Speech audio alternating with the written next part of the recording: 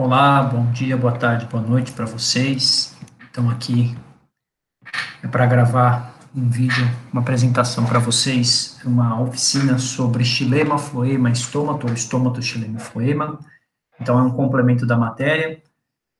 Tem um vídeo para apresentar para vocês que eu vou passar daqui a pouquinho, eu passo até o link depois. E vamos lá.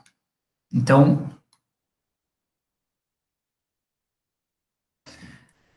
esse contexto cai dentro da parte de histologia e fisiologia, porque eu vou falar um pouquinho de células e de funcionamento também da célula vegetal. E para começar o nosso papo sobre esse transporte, sobre o movimento da água aqui subindo pelo xilema, lá o estômago que favorece a troca, a fotossíntese, o local da fotossíntese na folha, e o floema descendo, eu preciso que você tenha em mente, está fora de ordem. A gente estuda xilema, floema e estômago, eles são contextos interligados. Então, eu não consigo estudar isolado. Embora didaticamente a gente estude isolado, não dá.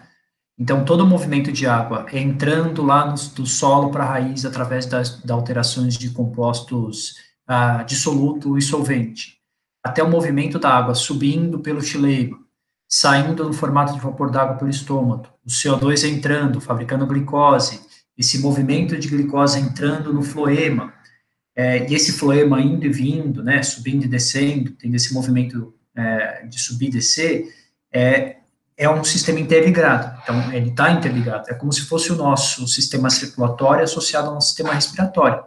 Embora a gente estude separado, você sabe que o nosso sistema circulatório transporta o oxigênio que veio do nosso sistema respiratório. Então, basicamente, é isso que acontece quando a gente pensa na fisiologia vegetal. Essas três estruturas que a gente fala, né, são muito semelhantes ao que seria as nossas artérias, as nossas veias e o nosso pulmão, para você associar com os animais, tudo bem? Então, a gente dá uma olhadinha primeiro na folha que tem no estômago, aí passa para falar um pouquinho do xilema e depois, por último, do floema. Então, quando a gente analisa uma folha, o que a folha tem de importante que é legal você conhecer, do ponto de vista tecidual e por que nos interessa isso? Então, a folha sempre vai ser formada por uma epiderme superior e inferior. Essa epiderme é feita de uma camada única de células. Aqui, nessa epiderme, você vai ter clorofila, então cloroplasto, clorofila, então você tem fotossíntese aqui também. E, em parte de baixo, eu tenho a mesma epiderme, só que repara que, normalmente, na parte inferior da epiderme, eu tenho essa abertura, que é chamada de órgão estomático ou somente de estômago. Essa aberturinha que você vê vai receber o nome de ostíolo. Daqui a pouco falaremos um pouquinho mais do ostíolo. Ostíolo. Beleza. Esse estômato, ele é formado pelas células guardas, que seriam essas duas células anexas aqui, ó, que você consegue ver, que formam a abertura estomática, que formam o órgão de troca gasosa chamado estômago. Beleza. Dá para ver que tem uma cutícula aqui em cima. Essa cutícula é uma proteção, é uma substância que permeabiliza a folha, então para evitar a perda d'água em excesso, até com proteção física mesmo, já que a folha é alguém tão importante para os vegetais. Depois da cutícula, você tem um meio, a região chamada de mesófilo. Tudo isso aqui é o mesófilo. E o que é o mesófilo? O mesófilo é o componente que preenche, os componentes celulares que preenchem mesófilo. Mesófilo. São os componentes que preenchem todo esse meio interno da célula. Você tem aqui, chegando no mesófilo, os eixos, o feixe vascular, que é o xilema e floema, o xilema rosa e o floema azul. Então, é aqui que entra a água e sai. Essa água que veio do xilema percorre esses espaços que você está vendo entre as células, onde você encontra o parênquima lacunoso. Então, existe um espaço mesmo entre os parênquimas lacunosos, que são células, porque ali você tem o espaço para o vapor d'água, para os gases se movimentarem. E você tem também o parênquima palissádico, que é também chamado de parênquima clorofiliado, porque ele tem clorofila, ou seja, tem fotossíntese. Então, aqui, a água mais o CO2 que está entrando pelo estomato aberto, além de fazer fotossíntese na epiderme, faria também no parênquima palissádico. Então, o CO2 e a água entram no parênquima palissádico, clorofiliado, você vai ter, então, a fotossíntese aqui e a produção da glicose. Uma vez que a glicose está produzida, ela sairia pelo floema e esse transporte de seiva elaborada, né, esse transporte de glicose é feito para o longo da célula. Ok. Então, é importante a gente entender primeiro como é que funciona o estômago. Então, olha aqui de novo, olha o espaço que você fica entre o parênquima lacunoso e olha aqui em cima o parênquima palissático. São os vasos condutores. Então, a água, uma vez que chegou aqui, ela vai ser utilizada para a fotossíntese, claro, mas ela também vai sair da estrutura foliar porque o estômago se encontraria aberto.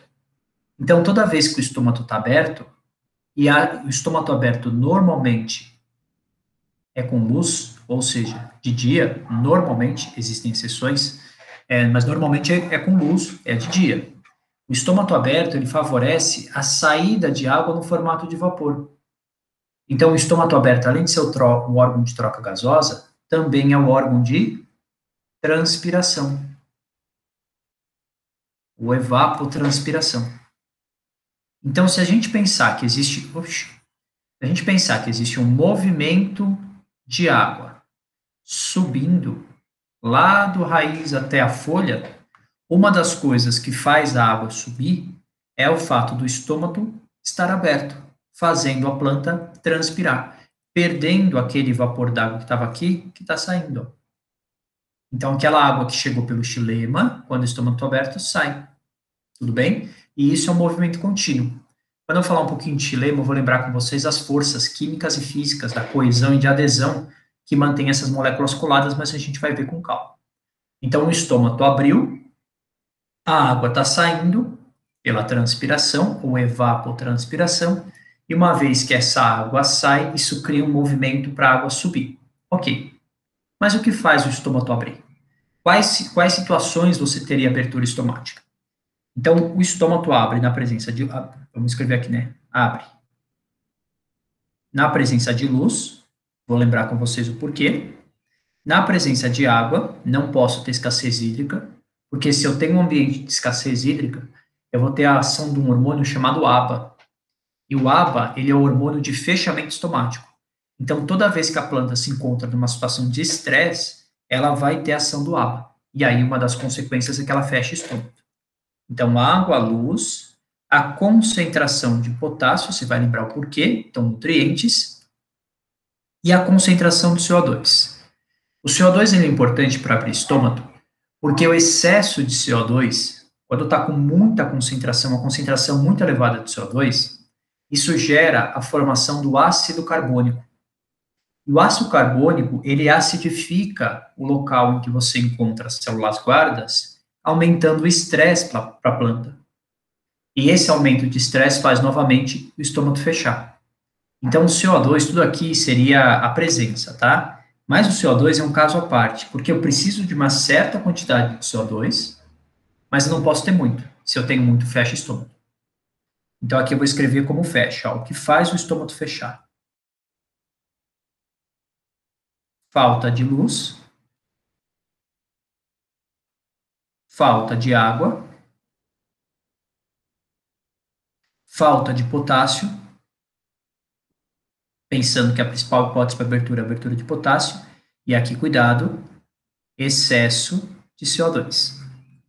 A falta de CO2, tá, claro, falta de CO2 também, né? E falta de CO2. Então, se não tem CO2, também causa esse problema. Então, repara que quando a gente fala da parte de botânica lá de fotossíntese, os fatores limitantes de fotossíntese. Você sabe que fator limitante é aquele que limita que eu não consigo fazer. Por que a água, a luz e o CO2 são importantes? Porque a fotossíntese acontece com esses três. Então, os fatores limitantes, eu não preciso pensar só no fato de não ter fotossíntese, faltam eles. Você pode pensar em abertura e fechamento estomático. Então, a falta dessas substâncias faz com que o estômago esteja fechado. E aí, esse movimento da água subindo para chegar na clorofila, esse movimento do CO2 entrando para conseguir realizar a fotossíntese não é feito. Tudo bem? Ok. Então, esse é o nosso estômago do vegetal. Como funciona a abertura estomática? Então, qual que é o mecanismo para o estômago abrir? A principal hipótese é a hipótese do potássio. A hipótese do potássio é aquela que diz que quando a luz do sol incide na célula guarda, essa célula guarda recebe por transporte ativo, então o sol, a luz do sol, ativa o transporte ativo.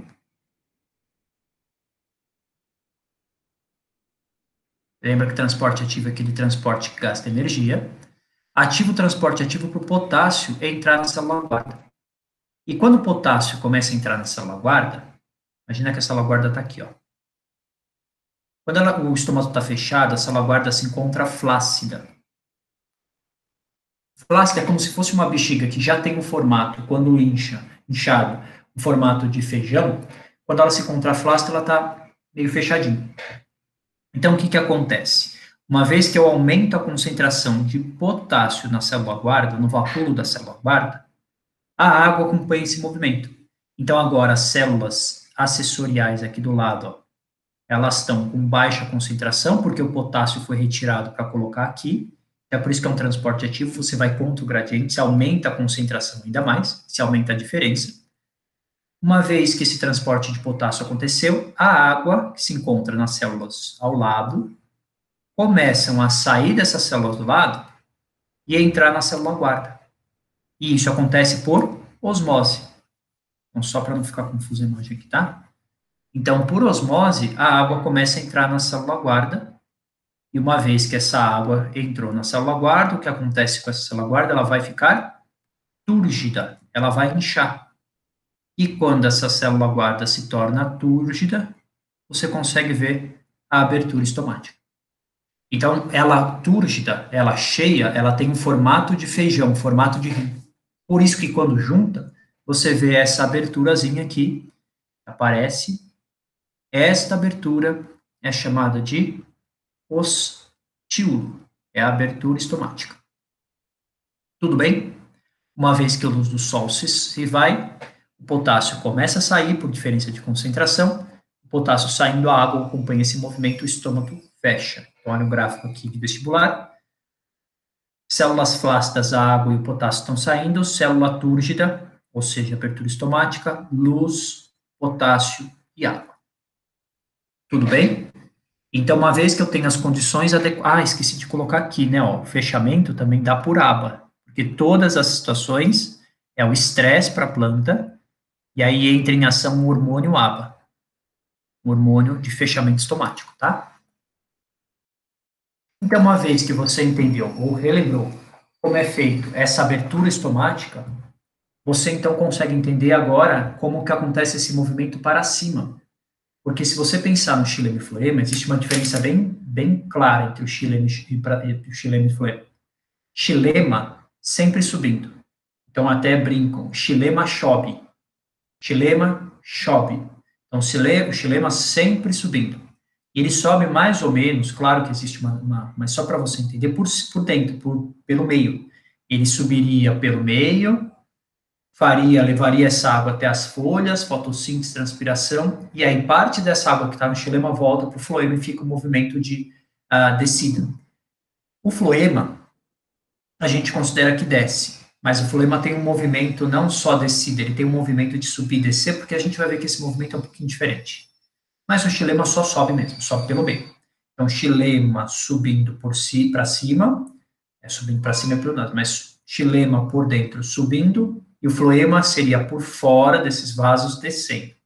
Claro que o floema tem um movimento de subida também, ele vai e volta. Veremos com calma. Ok.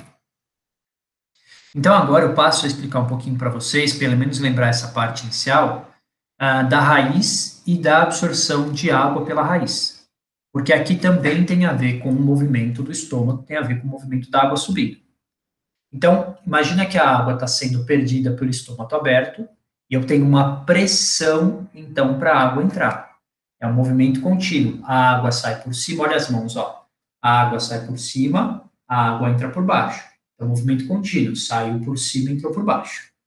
A saída de água por cima cria uma pressão positiva para a água entrar. Cria uma condição positiva para a água entrar. Só que sozinho a água não entra, então a gente vai lembrar como é que acontece esse processo de absorção de água pela raiz. E para isso, eu preciso que você tenha em mente como é que funciona uma raiz. Então, a raiz tem algumas regiões que não interessam nesse momento para entender o mecanismo. O que interessa para nós para entender o mecanismo de transporte são os pelos absorventes que se encontram aqui, que são formados pelas células da epiderme da raiz. Então, esses pelos absorventes, eles vão absorver a água e os sais minerais. Essa região de absorção é chamada de zona pirífera, aonde você encontra esses pelos e a maior capacidade de absorção está aqui. Bom, uma vez que eu estou absorvendo, como que eu faço para conseguir fazer esse processo de absorção? O que favorece esse processo de absorção? Então, você vai ter aqui na epiderme, que são as células que formam essa parte mais periférica da raiz, você vai ter membrana plasmática, e lembra que a membrana, ela favorece o movimento de soluto, de solvente soluto, de acordo com a concentração e com a sua capacidade. O que eu tenho na membrana da célula da epiderme vegetal? Eu vou ter, primeiro, uma proteína chamada de aquaporina, que são poros de água. Então, você já imagina que essa aquaporina permite a passagem de água de uma forma rápida. Eu tenho bombas de prótons, então tá aí aqui um transporte ativo, tá? Bombas de prótons, quer dizer, bomba de hidrogênio, que fica retirando o hidrogênio do solo e jogando para a água, ou vice-versa. E você teria os canais de sais. Canais são proteínas transportadoras. São proteínas facilitadoras. São os canais. Canais do quê? Canais de sódio, canais de potássio, canais de cloreto, canais de magnésio, canais de todas os sais presentes no solo. Então, o que vai acontecer para essa água conseguir entrar? Primeiro, tem que ter o movimento de subida, tem que ter a pressão. Essa pressão está acontecendo porque a água está perdendo, está saindo lá pelo xilema, lá por cima. Então, isso já cria uma diferença de concentração, já cria uma pressão positiva para a água entrar. Só que para a água entrar com bastante frequência, com bastante velocidade, é necessário que você tenha uma difusão facilitada dos sais.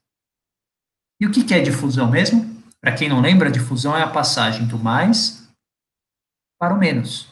Então, imagina que essas células da epiderme, da zona cortical, elas estão com uma baixa concentração de sais. Uma vez que a concentração de sais é baixa, acontece difusão facilitada. Mas por que facilitada e não somente difusão? Porque lembra que a difusão, ela acontece do mais para o menos. Soluto passando do mais para o menos. Facilitada é aquela que depende do transporte de proteínas facilitadoras, que são os canais. Por que tem que ser isso? Porque você tem o carregamento elétrico aqui. E se a membrana não permite passagem de moléculas carregadas eletricamente, então ela tem que passar por um canal, por uma proteína. Se fosse gás, gás passa livremente. As difusões simples, somente com gás. A difusão facilitada, com os sais. Tudo bem? Então, os sais vão passar por difusão facilitada. À medida que os sais vão passando por difusão facilitada, o meio ao redor, tá? É bem pertinho da raiz, tá? O meio ao redor da raiz vai ficando menos concentrado de sais, enquanto a zona cortical, a epiderme, vai ficando mais concentrado. E uma vez que eu tenho essa diferença de concentração, esse S menos com mais favorece o movimento da água. Então, a água começa a entrar por osmose. Ela entra livremente pela membrana, ou ela entraria exatamente pela aquaporina, para quem quer anotar o nome, aquaporina, que são as proteínas, os poros de águas na membrana, que ainda favorecem ainda mais o movimento da água, para ela ser rápida, para entrar rápido. Então, repara que, novamente, você teve que ter uma diferença de concentração. Primeiro, igual lá em cima do estômago.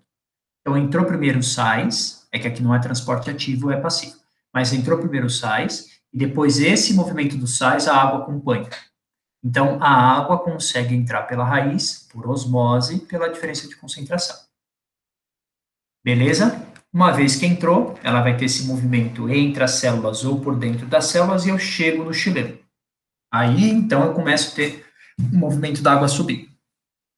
Não esqueça que o que faz esse movimento, porque assim, se eu não tivesse a água puxando lá em cima, se a água não estivesse saindo, a água ia acumular aqui. E quando ela acumula, a concentração se iguala, né?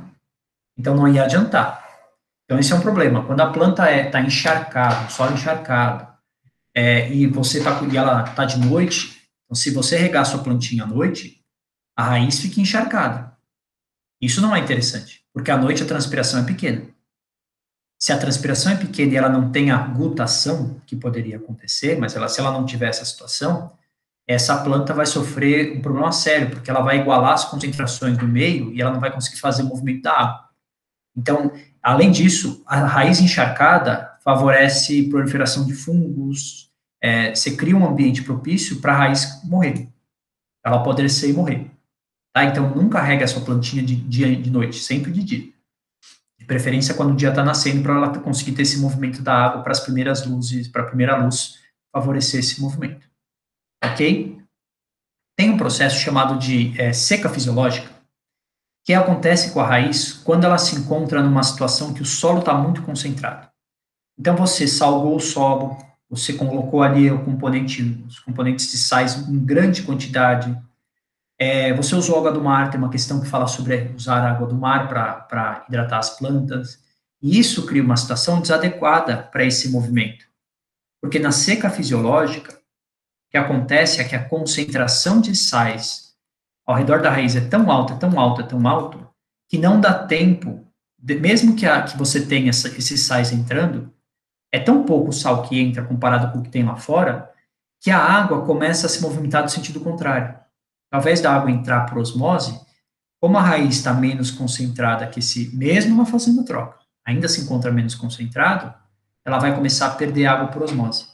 Então, é o que a gente chama de seca fisiológica, quando ela faz um movimento contrário da entrada de água pela raiz.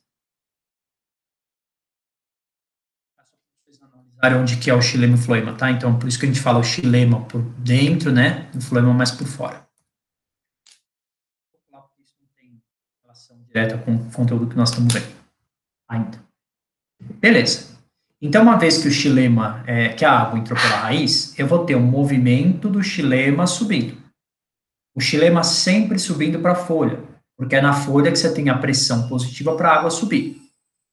O floema, ele sempre descendo, teoricamente, ele vai descer para a raiz, mas o floema ainda tem um movimento por conta da diferença de concentração de glicose que eu vou mostrar para vocês, que ele pode ficar subindo e descendo. Ele tem esse movimento de sobe e desce, e basicamente o que acontece com o floema para ter esse movimento de sobe e desce é transporte passivo e transporte ativo. Então, entre as células foliares e as células do floema, para fazer esse transporte ser nos dois sentidos, você tem transporte passivo, por exemplo, osmose, mas também há um bombeamento de prótons, que é um transporte ativo. Tudo bem? Então, floema, transporte passivo e ativo. E o movimento de sobe e desce, xilema só subindo, sempre transporte passivo, nunca ativo. O porquê dessa relação de transporte passivo e ativo é importante se guardar? Porque o xilema é um vaso formado de tecido morto. Então, as células formadoras do xilema, elas estão mortas. É por isso que o xilema ele tem essa característica de ser mais rígido, mais durinho. As células morreram por conta de acúmulo de lignina. É um componente que impermeabiliza e não deixa ter movimento, não deixa a célula, ela não consegue ter nutrientes entrando. Ela fica isolada, ela acaba morrendo. E isso dá uma característica do xilema ser mais durinho mesmo, ser mais rígido. Então, quando você pensa em plantas maiores, o xilema é bem grandão, ele é bem forte. Isso ajuda, inclusive, a sustentar. Então, o xilema, além de ser responsável pelo transporte de seiva bruta, ele ainda é responsável pela sustentação da planta. O floema, não. E o fato de ele ser uma célula morta, ele não consegue ter transporte ativo. Porque se ele morreu, ele não tem glicose e energia para ter transporte ativo.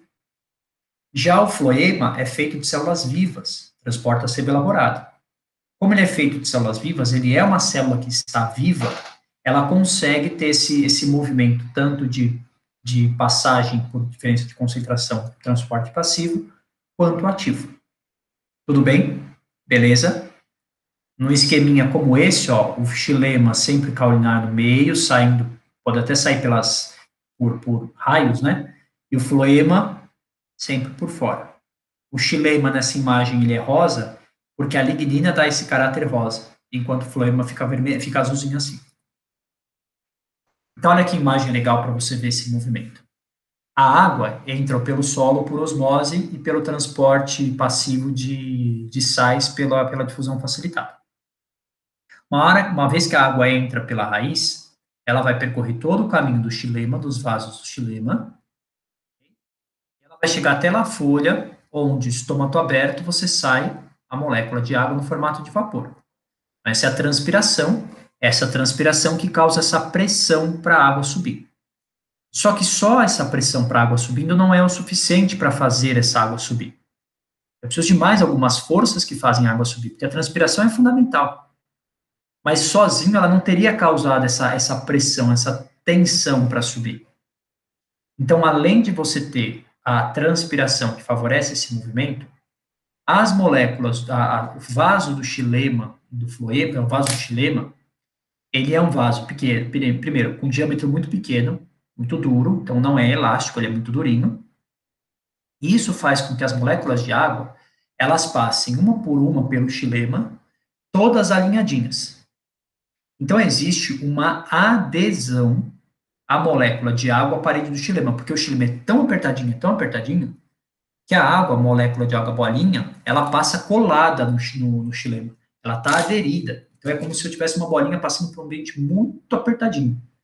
Então, se lá em cima eu estou puxando, se está tudo colado, elas se puxam juntas. Só que o que favorece ainda mais essa passagem, se puxar, é que entre as moléculas de água também existe uma ligação química que favorece esse movimento, que é a coesão. E o que é coesão? Coesão é a ligação entre hidrogênios, entre as ligações de hidrogênio entre as moléculas de água. Então, você teria aqui a molécula de água, é como se fossem trenzinhos, um atrás do outro, ó. Então, aqui eu vou ter outra molécula de água. E assim por diante. Então, uma molécula de água atrás da outra. Como o vaso é muito pequenininho, passar uma molécula de água só de cada vez. Mas, ó que legal. Lá em cima, essa água está saindo, esse vapor d'água. As ligações de hidrogênio são feitas entre as moléculas de água. Então, você começa a formar essas ligações de ligações de hidrogênio, as antigas pontes de hidrogênio, né? Hoje chamadas ligações de hidrogênio. Isso favorece, quando uma molécula de água sai, ela acaba puxando a outra. E como há uma adesão, elas estão muito juntas, é um trenzinho que vai se movimentando tudo contínuo. Tudo bem? Então, o processo de transporte do xilema, a hipótese de transporte do xilema, depende de 3 forças. Só dando uma olhadinha para não ficar muito cansativo para vocês. Primeiro, a evapotranspiração, que é a saída dessa água, isso cria uma pressão para a água subir, só que sozinho não explica a água subir. O que precisa além disso? Adesão e coesão. Se o vaso do xilema é muito apertado, isso favorece com que a molécula tenha uma capilaridade, ela consiga subir. Saindo lá em cima, a adesão entre a vaso mantém tudo coladinho, coesão faz com que eu puxe o trenzinho da água e todas as moléculas de água vão subir ao mesmo tempo. E isso cria pressão para a água ir entrando, para você continuar tendo a diferença de pressão lá embaixo na raiz para a água entrar. Fez sentido, né? Ok. Agora eu espero que faça sentido também o floema, porque no floema existe uma hipótese chamada hipótese de Munt. Aparece bastante no vestibular, já caiu na Unesp, já caiu na FUVEST, na Unifesp. E a hipótese de Munt, ela é uma hipótese interessante, porque o que você vê no floema é que o floema, primeiro, ele não está isolado, ele tem um transporte constante de substâncias entre ele, à medida que a glicose vai sendo produzida, ela vai saindo. Ele vai distribuindo o que ele produziu pelas células, e você vê um transporte entre o xilema e o floema, porque xilema e floema eles estão próximos. E esse transporte é feito pela diferença de concentração. Então, a gente pode pensar assim, poxa, mas se a água está saindo pela folha, como é que o floema tem água?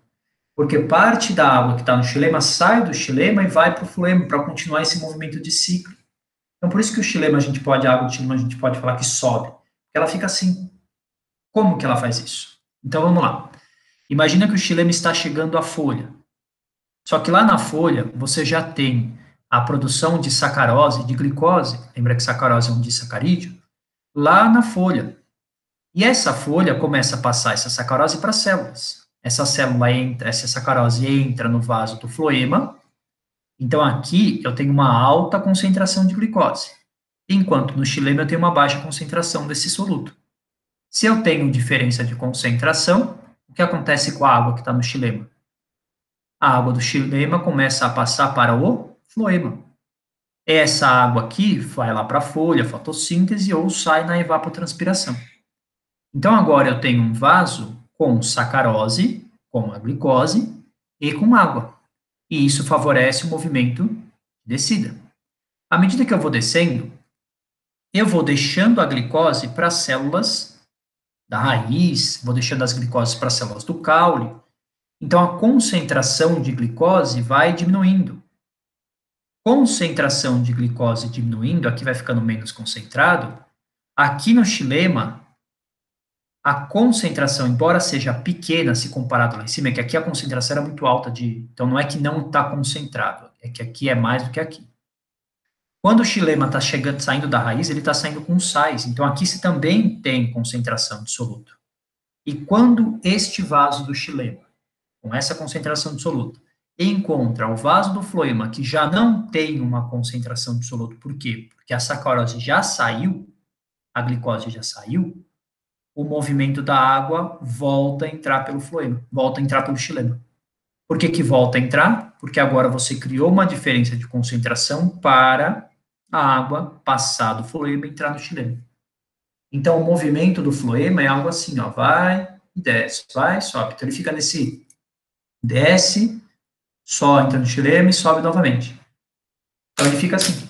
Por isso que a gente fala que no floema existe um movimento de subida e descida.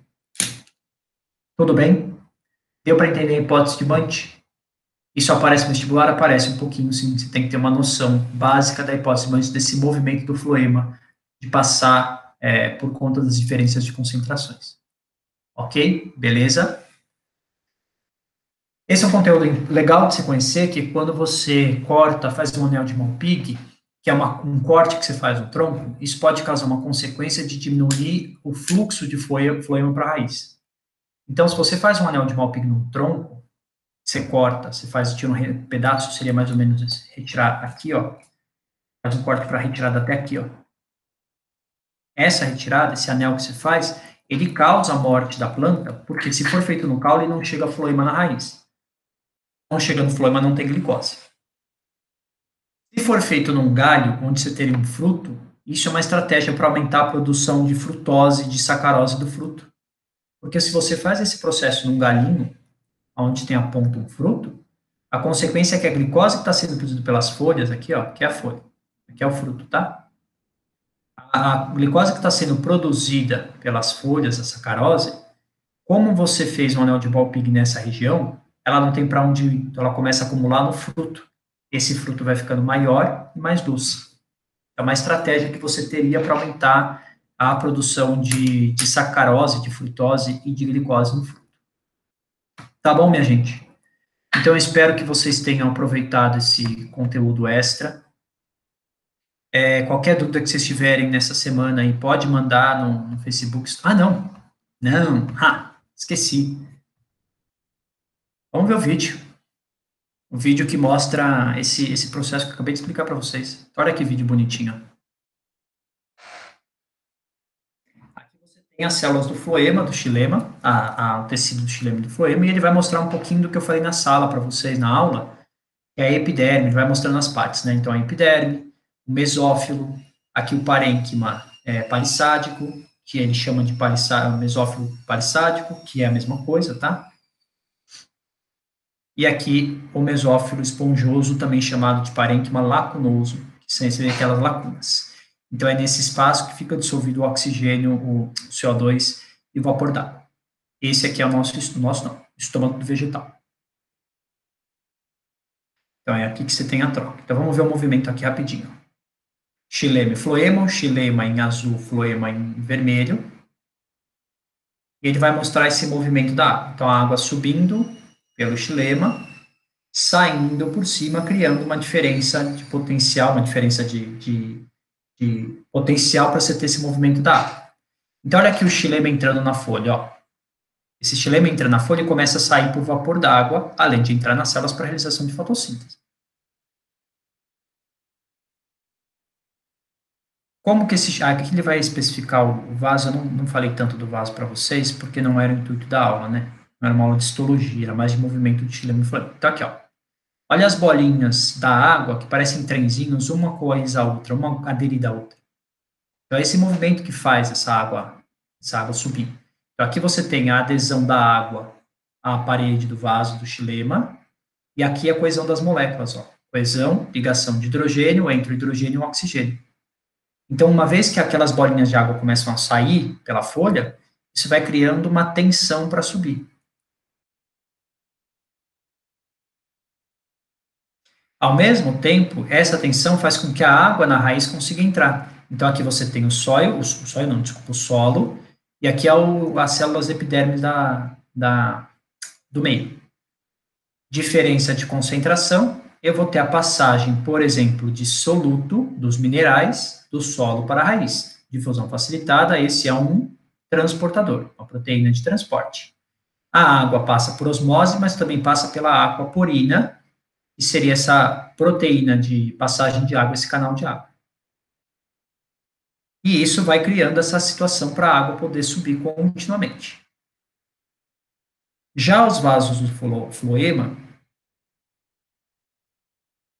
esse movimento de água junto com glicose, ele tende a descer, mas à medida que a célula vai passando pelos tecidos laterais, essa glicose vai saindo dessa célula e vai entrando lateralmente. Aqui ele está mostrando as folhas, a glicose, a sacarose que está entrando da folha, tá? Mas olha a diferença de concentração que eu comentei com você, ó. Olha a hipótese Mante aqui, ó. Uma vez que eu tenho uma concentração aumentada de glicose no floema, a água começa a sair do xilema e entrar no floema. Aí essa água consegue, então, favorecer essa diluição até chegar lá embaixo. Quando chega lá embaixo, o movimento é o contrário. Por isso que a gente fala que o vaso para o xilema só sobe, e o vaso do floema ele tem essa subida e descida. O vaso do xilema é só transporte passivo, enquanto do floema é transporte ativo e passivo, que aqui são feitos de células vivas.